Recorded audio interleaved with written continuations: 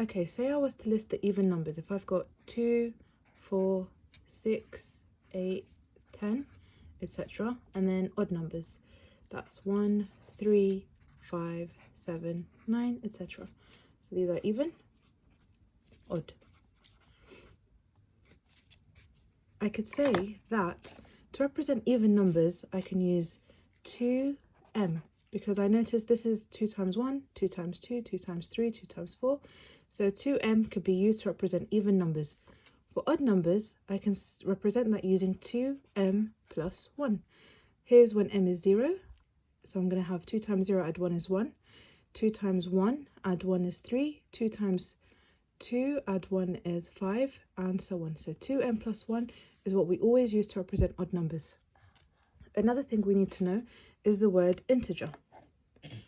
So integer means whole number, and we usually use m to represent integer, sometimes n.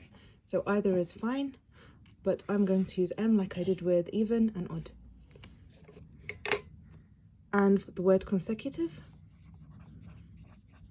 Now the word consecutive means the next term or the next thing.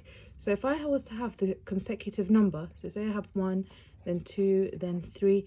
If 1 an integer, I'm going to use m to represent it. 2 is going to be m plus 1, and then 3 is going to be m plus 2. So for consecutive integers, you want to add 1. If we have consecutive even, so consecutive even, well, even numbers, we use the expression 2m. And then if you notice, to get from 2 to 4, we add 2. The next term is going to be 2m add 2. And then to get from the next one, again, I'm adding another 2. So it's going to be 2m plus 4. So each time you want to add 2 to the previous term, as you would with the even numbers. Now for odd, we're going to start with 2m plus 1.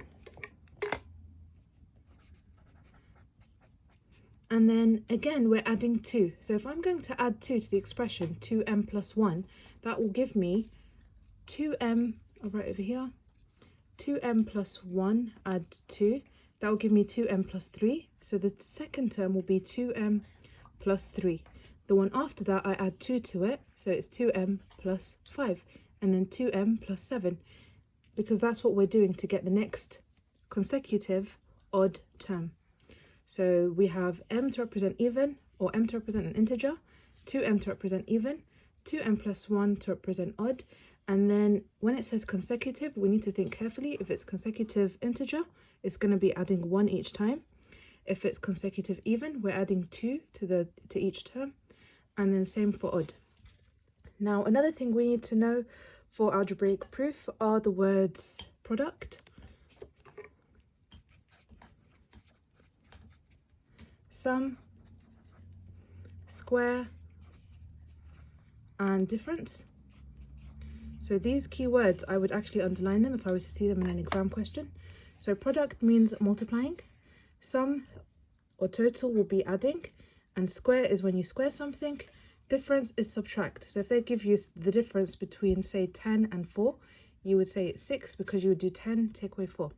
So these are the most important points we need to remember. 2m plus 1 for odd, m for integer, and then the word consecutive.